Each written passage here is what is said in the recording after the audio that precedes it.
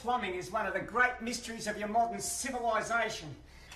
Charlie, do you have to make so much noise, mate? Oh, well, that's because all the aforementioned pipes are interconnected, see? Ancient and modern. It's a bloody mystery, I'll tell you. Yeah, well, it needs to be solved. Jeannie's gone out on strike until all of this is fixed, and it's costing me money. Yeah, well, it's going to cost you a damn sight more, too, because I've got to get behind this wall. Charlie! Charlie! Oh, yeah. Bunch of fluffy ducks, thanks, mate. No problem. Oh, no. I'm going to have to take the rest of this wall down to get me hammers back. Watch it! Doesn't matter. Got another one. Mate, give me that. Hang on a minute. What have we got in here? Hello. What is it? Treasure.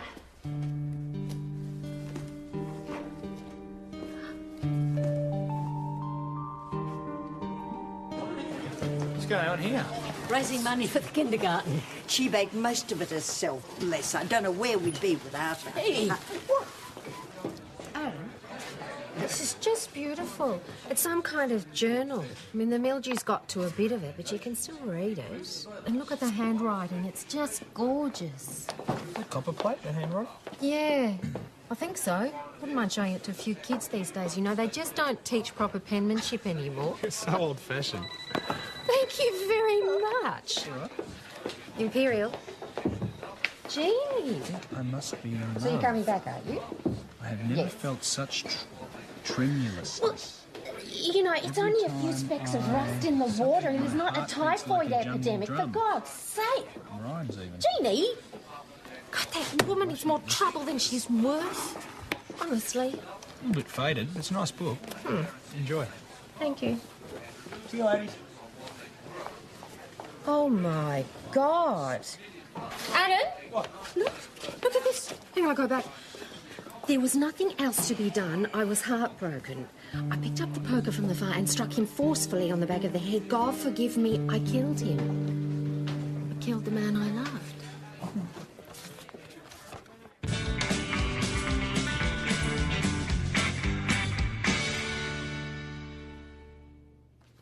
A 100-year-old murder, if it is one at all. It's not that old. It's been hidden behind a wall for maybe 40 or 50 years. Pretty florid prose.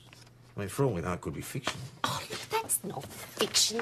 Now, look, I know now there is a hell, for I discovered it last night in the railway waiting room. This is written from the heart. It's a journal, and whoever wrote it committed Chrissy, murder. whoever wrote it's probably dead themselves. Maybe, but don't you think you ought to find out? I mean, there's no statute of limitations on murder, is there? Too much telly. Is there? No, there isn't, but... There's no name here, and most of the entries are written in the first person, so we've got no idea who it is. A woman, definitely. How do you know that? I am one, that's how. Look, there can't have been that many murders in Mount Thomas back then, especially in the railway station waiting room. No, well... It'd help if she... or he had used names instead of initials. I mean, this E apparently seems to be the victim, but... I mean, who is it? E? Elizabeth. Edward, Egbert, whatever. It's a man. It's a love story. It's a love story that goes wrong and ends up in murder. Well, it reads like a historical romance, you know? Not that I've ever read one. Look, are you going to investigate this or not? I'll look at it more closely and then make a decision after I've been through this lot with PJ. I'm sorry, Chris, but we do have a few contemporary crimes to deal with. All right. I'll find out how it got into my cellar in the first place. Oh. Hi, do you need a lift? So the boss wouldn't do anything about it. It was absolutely pathetic, but I'm not that easy to fob up, I can tell you. Hey, do you know we have to deliver a summons at the junction? I can talk to Brian Neal. Dash. No, that's the nerdy railway yard guy. He always knows know who everything he that is. goes on at the station. Whatever you can find out will be great. I'll go and get your lunches, provided the rest of my staff haven't gone out in sympathy. The boss is going to chuck a fit. No, you see, because we've got to do those vandalism cases, right? So while we're there, we can make an unofficial inquiry. And get an unofficial reprimand. No, thank you. Here I've we been there, go. done that. I promised Tommy some lammies. Oh, thanks. We've ordered lunch, though. Lamingtons aren't lunch, they're a treat. And I promised Tommy $6. 40 metres are 50 mil, Cheryl, not 50 metres are 40 mil. Yeah, well, I have to shout to be heard over you, don't I? Forget it, I'll go down myself. Hey, do you want to buy some lamingtons? Poison a couple, I'll take them home for the minister. Here's the lunches. Charlie, where are you going? Out, and I might be some time. Charlie, you get back here. Tradesmen. Law unto themselves. Scratch marks is 2 words. So, they didn't actually break in this time? Well, not actually in, no. But this whole place is historically valuable. I mean, we've just done it up. It's our locomotive heritage. Yes, I know. Look, we're going to keep asking around. Isn't it amazing how railway yards seem to attract so much crime? Oh, yes. The stats are quite alarming. Vandalism, general-type mischief, compromising track integrity. Murder. Oh, no, there hasn't been anything like that around here, no. Well, not since 1946. Really? 1946? Yeah, April 1946. There was a murder in the waiting room. Never solved. Is that right? Edward Malone. He'd been there all night, lying in front of the fire. We had open fireplaces then. Oh, that was before they were phased out later. How did he actually die, this Edward Malone? He was beaten to death, if I recall. I never found out who did it. The case was jinxed, you see. What do you mean, jinxed? Well... See, the detective who first investigated it was run over by a tram in Melbourne and died. The second one had a heart attack. No wonder it was never solved. No wonder we don't take you seriously. That's got to be true. Oh, yes, right. Now, go still walk the platform at night. But they don't get any work done either. Thanks, Nick. Good on you. I thought you were just supposed to be serving a summons on Arthur Willard. Yeah, that needing all the Lamingtons. We were just checking out the station.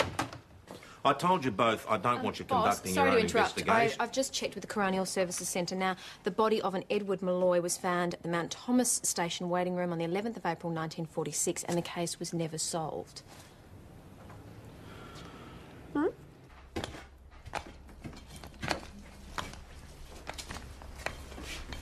Looking for something? Oh, for God's sake, Dash, don't sneak up on people like that. Look, the boss was wondering if you'd like to come down to the station. He's got a few things to talk over with you. About the journal. Yes, he thinks he owes you an apology. I was right. Charlie, it's about bloody time. Get your butt in here, will you? Don't you start. I'm here, aren't I? I am overcoming a major emotional obstacle here, but I'm working.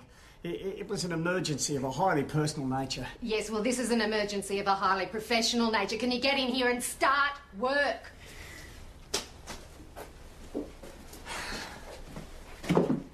Oh. The minister's cuckolding me. Betraying the marital trust. The minister? Yeah. Really? Yeah, she's making the beast with 2 backs. With a colleague, no less. I mean, I can't even show me face down at the plumbing supplies now. It's a professional and personal debacle. A bloody killer. Must be the curse. What curse? I don't know anything about a curse, but there was a murder at the railway station in 1946. Melbourne man by the name of Edward Malloy. Beaten to death. See? So have you got any idea how the journal came to be in your cellar? No, but presumably whoever hid it there thought their secret would be safe forever. Well, it almost worked.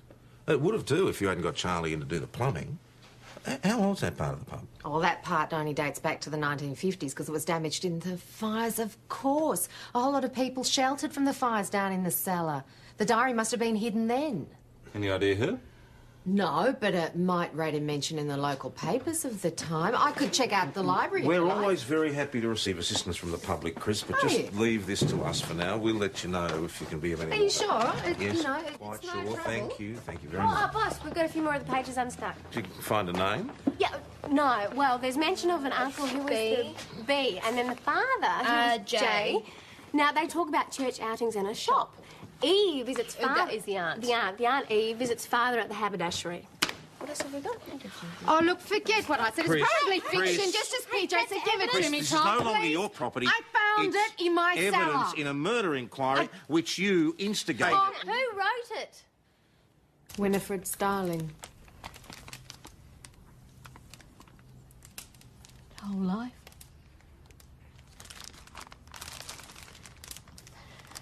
When I was a young woman, this was my only true friend. The only one I could really talk to. Miss Starling, did you kill Edward Malloy?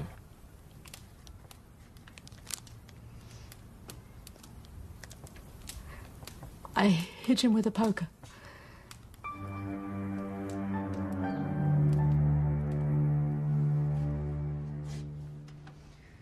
What happened? It's in the journal. Well, yes, but we need to know how and why. You see, most of it is illegible.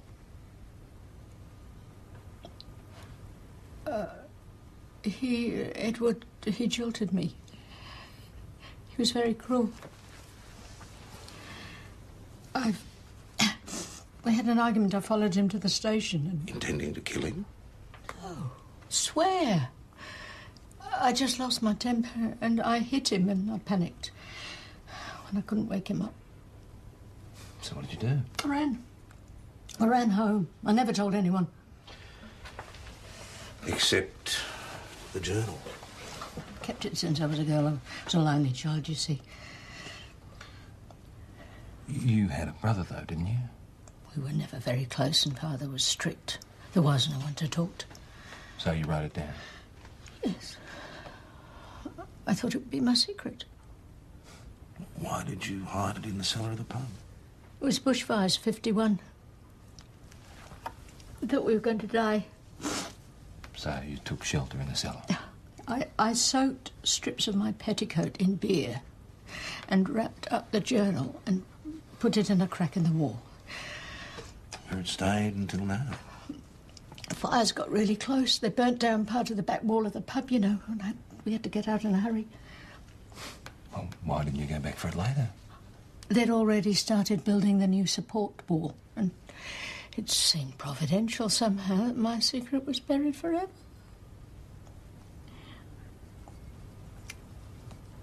It's a relief, really. I've spent years with it. Here. You've been trying to atone for it ever since, Winifred. All the Christian acts in the world can't make up for murder, can they?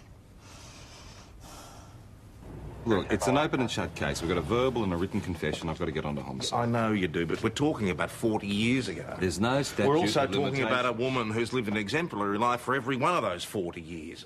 She has crucified herself over this one mistake. Boss, that makes no difference. You know that as well as I Can't do. you at least wait for the coroner's report to get here? Maggie, she's confessed. Hey, why don't Adam and I go and see what else we can find out? I bet you that Brian guy knows a bit more. Not him. He's got to be the most boring All bloke right. alive. You do what you have to do, PJ.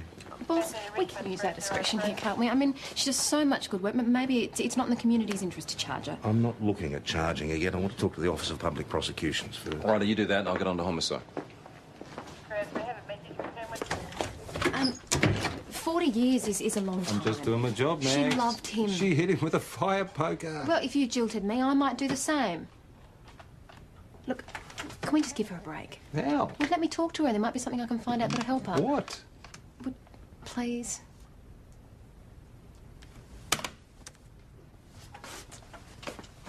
I don't want to talk about it. I thought you might like to be brought up to date. You know what I'd like? I'd like you to drop it. Look, I'm going as softly as I can. PJ's looking into it, and I'm not going to charge her until I talk to the Office of Public Joe, you Prosecution. can't charge her, Tom. She's an old lady. She'd never heard her fly. But she murdered somebody. You read Oh, her I wish I'd journal. never found that bloody book. It really is cursed. Oh, look, you can't charge her. Charge You do who? This is Not old Winnie. This is none of your business, Leela. Why have you carted her off, Tommy? I You gonna haven't tell her? carted anybody off. They're charging her with murder. We're not charging her with anything. We have not charged anyone. Look, you were the one that wanted all this. You were the one that brought us the journal and got all excited and wanted us to investigate it. It's a police matter, Nosy. I'm not nosy. Police matter be buggered. That's ridiculous. Charlie? Charlie? Charlie? I'm certain, Christine, a touch of overzealousness with a slingy. Hey, with the booze, you've been drinking, Charlie, haven't you? That is a vile camel knee. Calumny. What do you call this thing? I think you better go home, Charlie, before you do yourself an injury. I am going. I'm on my way. But I did try to warn you that I wasn't up to it because of my domestic heave-up. I don't care, Charlie. Now, you've got to pay for this, and you've got to pay for this mess. Now, go home and sober up. Call a taxi. You're not driving anywhere. In fact, give me the keys to the ute. I am not in the ute. I'm in the van. Mind the coppers! Irish logic. I can access the archives for more information if you like. And then there's the back issues of the Gazette. Well, we're already on to that. The boss just thought with your wealth of knowledge. Oh, I see. Well, I do recall reading that the station poker was used as evidence, and there was a lot of speculation about the character of the victim. Oh, he's what? Character of dubious repute, they reckon. He was something of a racing identity. What would that have meant? Well, post-war, probably a euphemism for black marketeer. They reckon he owed money to half Victoria when he died. Well, thanks for your help. If you do find out anything in the archives... Oh, I'll call you, of course. That'd be great. Bye. So, wonder how dear sweet old Winifred Starling got tied up with a crook like Edward Malloy? Don't know he's a crook. It's all hearsay, isn't it? Maybe she didn't know either. Wouldn't be the first time an innocent got caught up with a lie and a cheat. Oh, boss, Thomas the Station back on newspaper main channel. clippings have just come through from the library. All right, let me know if anything comes up. Is Winifred all right? Yeah, she's out, but she's fine, she's fine. She went into that cake store. Look at the donut she gave me. What a... Cake stall? Well, what can I do? She insisted on going. I wasn't They'll gonna all be stop her. down there doing the Miss Marple on her, for God's sake. Nick, I told you to take her home. Happy donut. No. Boss, Edward Malloy wasn't squeaky clean at all. He had a lot of people after him for money. Yes, but none of them are confessing to killing him, are they? Well, maybe there's more to this than Miss Starling's telling us. Maybe there's somebody else involved. What, like robbery, you mean? No, a blackmail attempt, I don't know. Well, we need to look under every rock. Here you go, here's the coroner's report. Well, may I turn the page? Yes. This blows your robbery theory. It's just a thought, not a theory. The deceased's pocketbook remained in his jacket. It contained the sum of £37. That's a fair bit of cash in those days. And the injuries were caused by the deceased being struck on the back of the head some 7 times. That's odd. I haven't read it yet, hang on.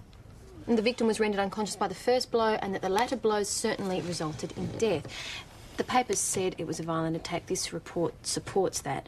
Now, I can't see Winifred Starling whacking anybody over the head 7 times, can you? So what did she say?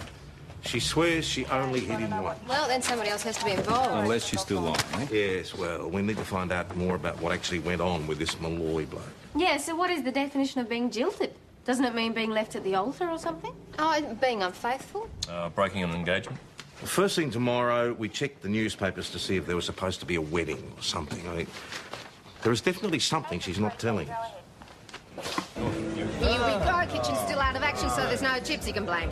Me? What did I do? You got me involved in this whole Winifred Starling No, I thing. didn't. You So got Charlie's us now involved. giving me the run. Anyone who gives Charlie Clark a job deserves a bad luck. Well, Exactly. it's all right until you lot got involved, and now the kitchen's out of action, and it's Lamington's Must be the curse. until further notice. It might be. Anyway, it's $8. I'll put it on the tab.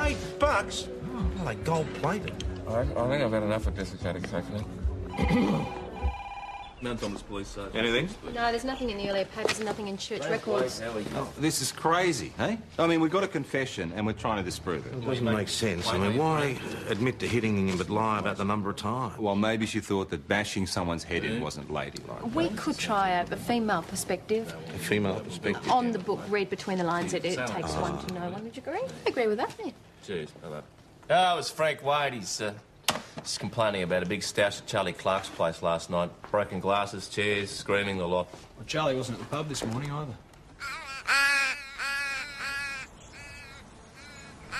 It's all locked up. Not like Charlie and Cheryl. I didn't even think they owned a set of house keys. Yeah, but what about the dog? He's usually all over us by now. Hey, Dylan? Dylan!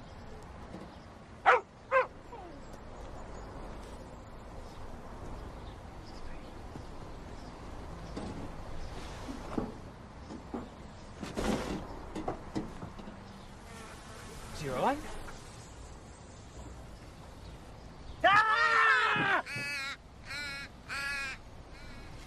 Yes, I think he's all right. Charles Clark, look at your trousers. A bit of an accident with tomato sauce, eh? The detective wants to see you. Hey, PJ, your clumsy mate's here. How'd he go to the hospital? Yeah, got him checked out and he's fine. Oh, yeah, sure, a box of fluffy ducks, all of them dead bastards. I've just been beaten within an inch of my life. It's not even your blood. Superficial bruising, no cuts and a shot. Well, the other bloke must be a bit of a mess, He Charlie. says he can't remember a thing. I can't. Oh, yes, come on, we'll jog your memory, come I on. should be in bed. I'm in pain. No, mate, that should be I'm a pain. Oh, PJ, is there anything new with Winifred Starling? Maggie, she knows all about it. Mags, what's it say? Oh, it's just so sad. She talks about the modesty and dignity, and back here about her shame. What would she have been so ashamed of? You were pregnant, weren't you, Miss Darling? What makes you think that, dear?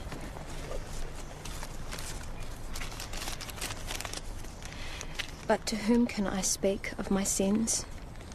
To confess the latter, I must confess the first, and that is a shame. Shame I could not bear.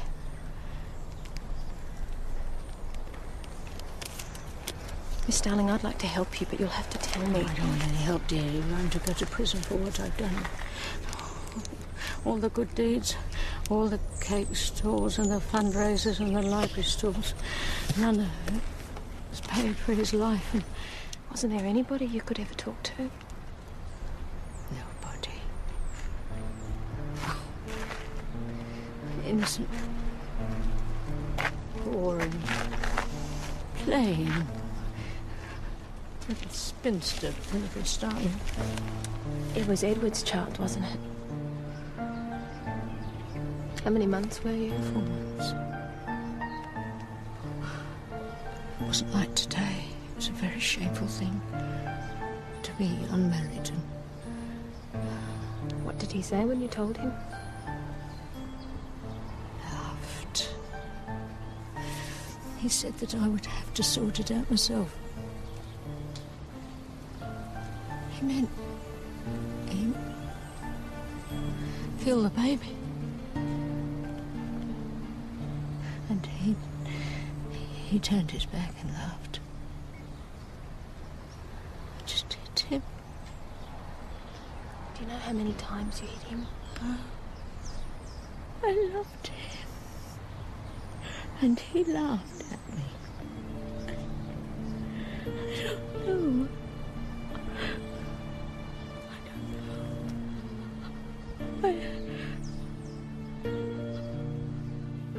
I don't know. I don't know. I told you I was a bit under the weather with the odd beverage. The first thing I remember is waking up in the back of the ute with young Dash McKinley leaning over me. Thought all my dreams had come true for a minute there. Charlie, we found you covered with someone else's blood. Half of Mount Thomas heard you making threats against your wife, who's now missing. Everything is my business. Oh, she's taken off, hasn't she? Oh, has she? Yes. With Dazza. Daryl McBloody-Guinness, that Judas. Who's Daryl McGuinness? Oh, he's the reason I got plastered. He's the plumber's rep I deal with. It transpires that the Minister for War has been having a few little skirmishes on the side. Right. And did Cheryl tell you that she was having an affair with this bloke? That's one length of pipe I didn't order. She told me yesterday, and then spent half of last night rubbing me nose in it. So, what happened when you told her? Well, what do you think happened? We had a flaming row and I got soused. Charlie, did you hit her? No. Well, I don't know. I don't think so. I don't remember. Look, our fights, they're not like a heavyweight boxing match, you know, dance around a bit, bite off an ear or two and they're all over it. Our fights are... They're of epic proportions, you know, except I don't remember the end of this one. What? Oh, it's just I was ropeable and she told me he was coming over to take her away and... What if we killed the both of them? Right, Constable, run a check on this Daryl McGuinness, please. Yep. Now, Charles, we're going to take a trip over to your place. Am I going to need a warrant? No.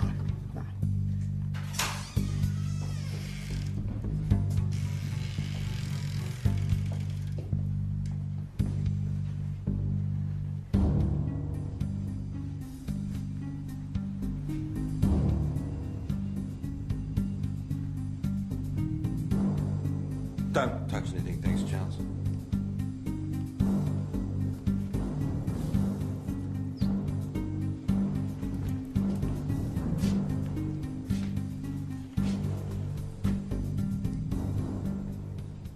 Charlie, what's going on? Oh, God.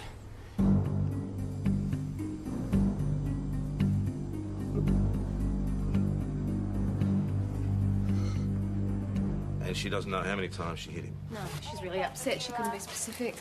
Oh, thanks, Doyle. Well done. So, what do we do now? Do we slap the cuffs on? Where is she? Well, she's finished her library rounds and she's gone back to the pub to clear up the women's league stuff. Well, what happens now is you keep going with these, and Doyle, you and Schultz had better go and pick up Winifred. Oh, boss. Look, I can only use my discretion up to a point. We know she did it, and now, thanks to Doyle, we know she lied about why she did it. Look, she's admitted to hitting him. She has to be charged with murder.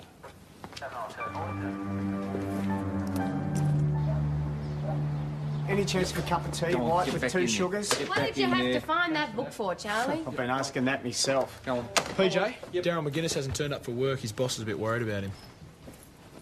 Oh, better luck with Cheryl, eh? Go on. Hey! Hey, have a look at that. The picture. Mayor's cricket match. Miss Winifred Starling and Miss Letitia Bloy. Well, maybe if they go back that far, Letitia can tell us something. Letitia? Yeah, Letitia. And if you tell anybody, I'll have your guts for a garter belt. Sorry, Lena. So, you were friends with Winifred Starling in the 40s? Oh, not really. Her family was a bit stuck up, so they kept their distance from the rest of us. Thought they were better than we were. Yeah, but what about now? You're friends now? Well, not really that close. She's a bit of a loner. Maybe she's a bit embarrassed. Why? Oh, you know, secrets, skeletons in the cupboard. Yes, we know about them. The baby. Yeah? Do you know what they did when they found out? Her parents. I was sent away to my aunt's to have the child. It was supposed to be a secret. But I think people knew. What happened after you'd had the baby? I was packed off home as soon as I was strong enough. And the baby? Nobody'd ever tell me anything about him. I never saw him again. Why do you need to know all this? We're looking for people who can support your story. Constable McKinley's gone out to your aunt's farm already. So people did know. I hadn't spoken to that side of the family for over 40 years, not since they told me about my boy dying.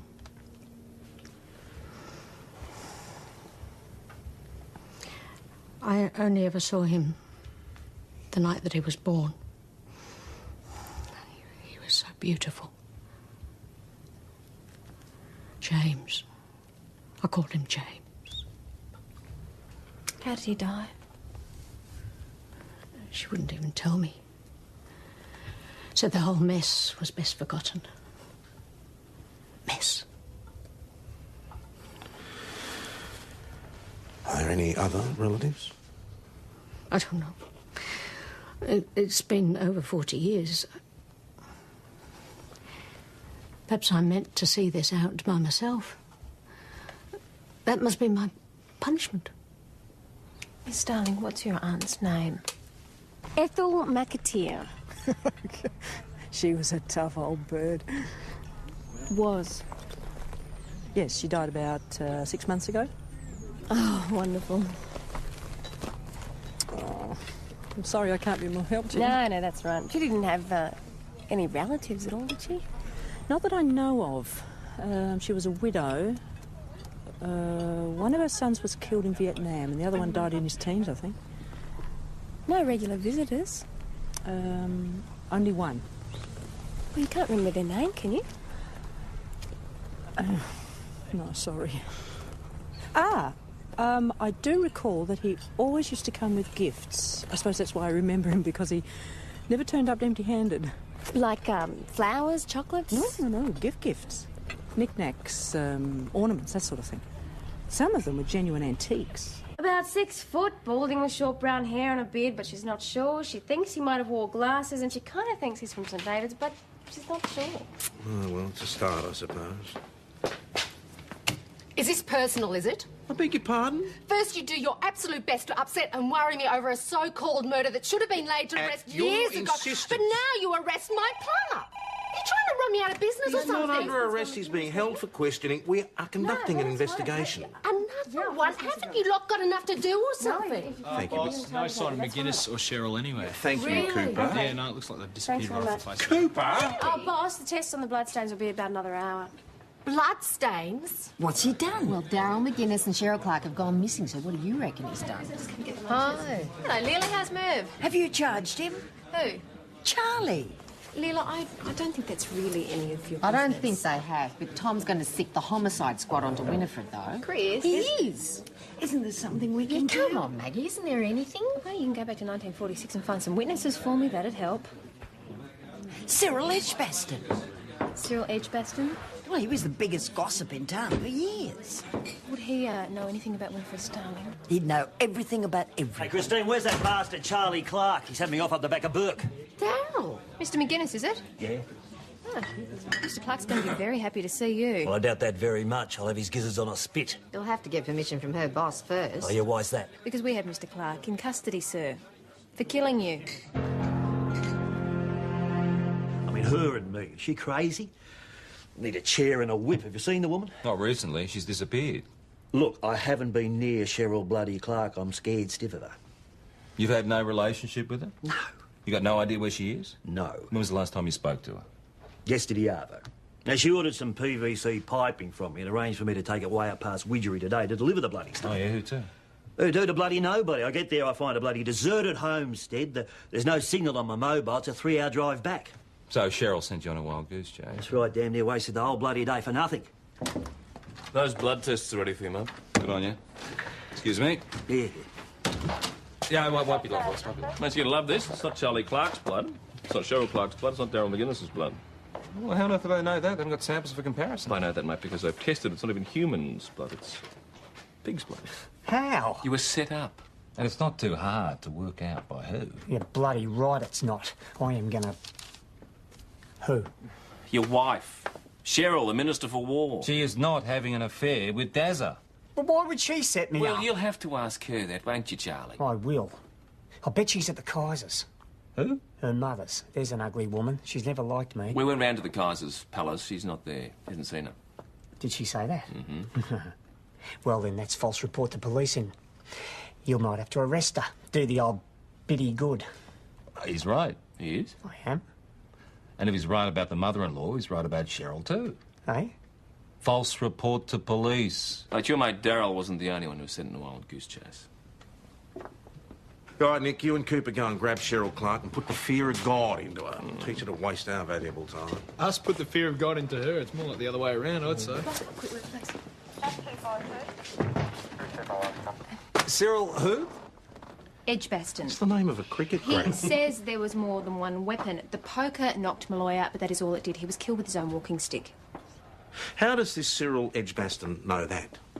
His brother was the assisting pathologist at the autopsy. Oh, Max, get out of it. How convenient is this? Well, you reckon he's making it up? Of course he is. Look, he's protecting Winifred Can like we just stick to everyone the else. evidence, please, folks? Now, why wasn't this walking stick mentioned in the coroner's report? Because the coroner refused to admit that he was wrong. Just check the records.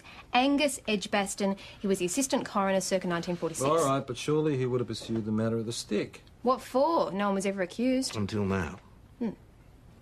Okay, all right. Just say that this stick exists. Winifred didn't do it then. Yeah, we just got to find a 50-year-old walking stick. Mount Thomas 208 to Mount Thomas Station. Mount Thomas Station, go ahead, McKinley. Look, boss, I have tried every gift, antique and knick-knack shop between here and Africa, and no one seems to know Aunt Ethel's visitor. All right, McKinley, give it up. There's too much else to do. Roger that, Mount Thomas. Except there is one with a back out to lunch sign in the window. I might as well hang around for that one. All right, McKinley. Cyril, have you been Mount Thomas hiding? Station, going back At her out. mum's place? You got a bit of explaining to do. I'll say she bloody has. I've been scared out of me combobulation. Good, you were supposed to be. What? How long's it been since you've come to bed sober? 3 weeks on Tuesday. See, he knows and he still doesn't care. So, Cheryl, you did all of this to teach Charlie a lesson. I had to get through to him somehow. I couldn't take watching him blotto himself every day. So you lied to him about Daryl McGuinness? I thought maybe it'll make him take a good hard look at himself. And what did he do? What he's always done. Got drunk, passed out. All right, time for plan B, I'm thinking. So I carried him out the ute and tipped pig's blood over him. Did you mess the house up as well? Yep. I put blood on an old dress when up Mum's died. And Mr. McGuinness? I set that up the night before. Sent him way up whoop whoop. Well, the idea was to make Charlie think we'd run off together. But if you and Darryl were both dead, then that would work even better. That's right. What about the shiner? Now, did you do that? No, I couldn't hurt the poor little bugger. He did it falling over the buffet. Have you got any idea how much work that you've created for us? Oh, I'm sorry, Mr. Asham, but I had to do something, didn't I? You're a lucky fella, Charlie. Lucky? Lucky. You got someone like Cheryl who cares for you that much? Well, you did all that because you cared. I did it because I love you, you stupid fool. Didn't you realise that? When I walked into that kitchen today and I thought I would rather face a herd of rampaging elephants than do anything to harm you, Cheryl.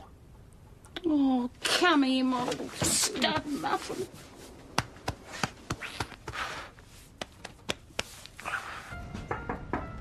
Oh, sorry to bother you. Just wondering if you could help me. I'm looking for a middle-aged man, about 6 foot, with short brown hair, a little bit of balding, possibly with glasses and a beard. Ethel used to say that my real mother abandoned me and that she was dead. Just before she died herself, Ethel told me that that wasn't true. But she wouldn't tell me my mother's name. Did she ever say why? Oh. She said the whole thing had been a terrible scandal and it was best if it died with her. Mr. Wilson, James, if I may.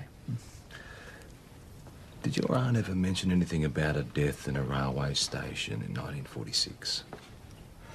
Uncle Bill used to tell the story after he'd had a few nips every couple of years.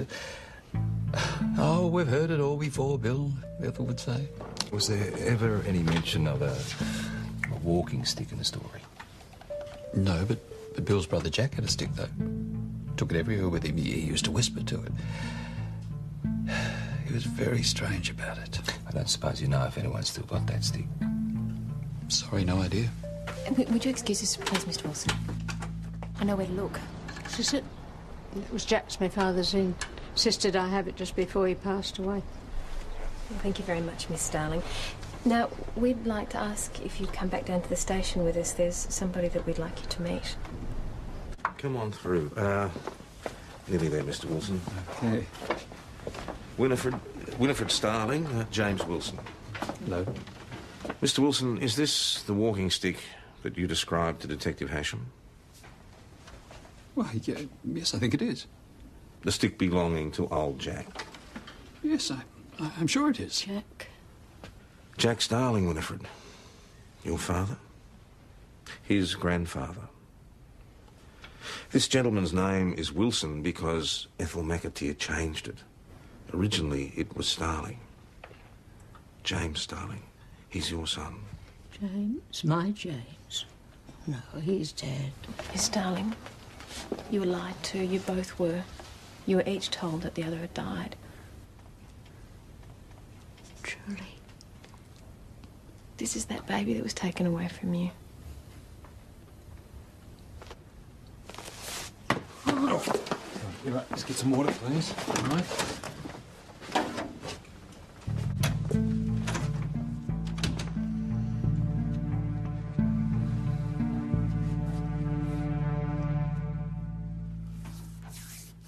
There was a discrepancy with the coroner's report. Apparently, there were two weapons. The blow that you struck him with the poker didn't kill him, it only knocked him out. Oh, it was in the papers the next day. He was dead. No, Winifred, somebody else did that. No, I did it. No, I don't think so. The majority of blows were struck with this. You think my grandfather committed the murder? Yes, I do. Winifred, is it possible that your father followed you to the station that night? He could have. And Jack was even angrier with Malloy than you were.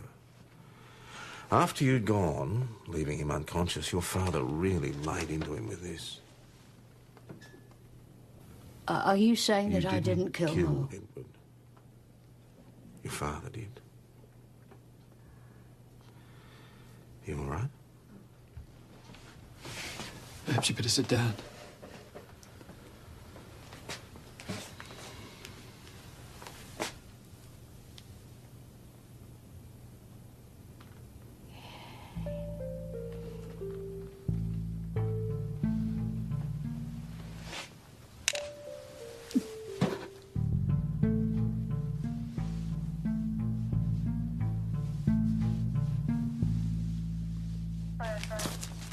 Don't you got anything to do? Oh, this fax just came in from the OPP. They want us to drop the case against Winifred Starling. Good. File it, will you? Not in the bin. Give it to me. Chris.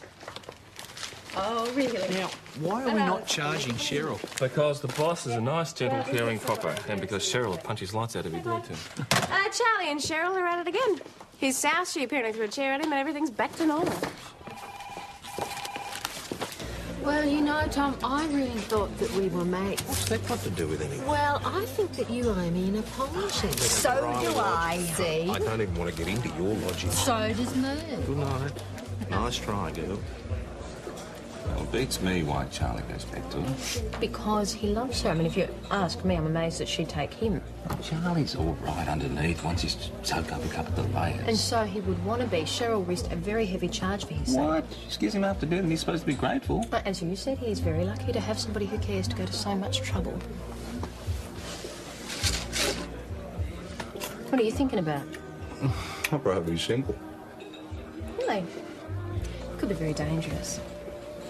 Dangerous? Somebody like me could take you on. Oh, pretty tough, huh? You would be an absolute pushover. I reckon I can handle you. See about that.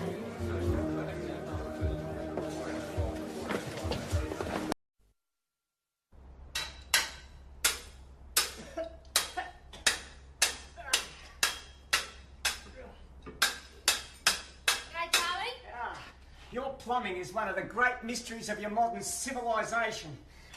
Charlie, do you have to make so much noise, mate? Oh, well, that's because all the aforementioned pipes are interconnected, see? Ancient and modern. It's a bloody mystery, I'll tell you. Yeah, well, it needs to be solved. Jeannie's gone out on strike until all of this is fixed, and it's costing me money. Yeah, well, it's going to cost you a damn sight more, too, because I've got to get behind this wall. Charlie!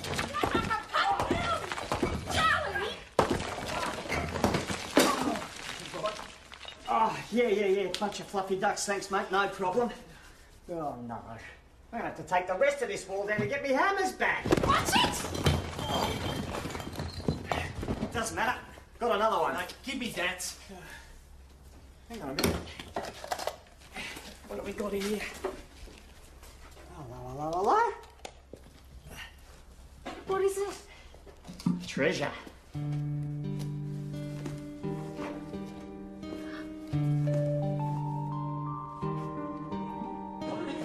What's going on here? Raising money for the kindergarten. She baked most of it herself, bless her. I don't know where we'd be without her. Hey! What? Oh, this is just beautiful. It's some kind of journal.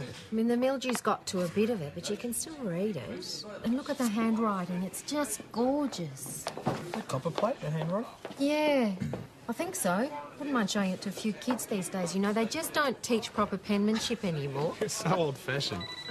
Thank you very much. All right. Imperial. Jeannie. I must be in love. So you're coming back, are you? I have never Yes. felt such tremulousness. You know, it's only a few specks of rust in the water. It is not a typhoid epidemic, for God's sake. Rhymes even. Jeannie! God, that woman is more trouble than she's worth. Honestly. A little bit faded. It's a nice book. Enjoy. Thank you. See you, ladies. Oh, my God. Adam? Look at this. Here I go back. There was nothing else to be done. I was heartbroken. I picked up the poker from the fire and struck him forcefully on the back of the head. God forgive me, I killed him. I killed the man I loved.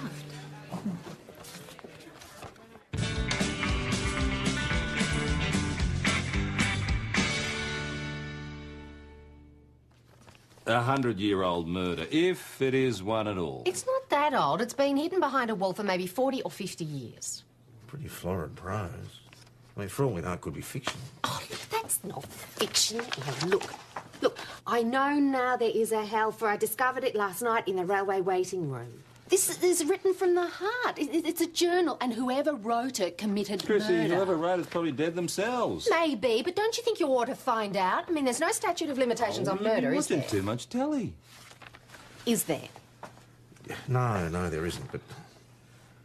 There's no name here, and most of the entries are written in the first person, so we've got no idea who it is. A woman, definitely. How do you know that? I am one, that's how.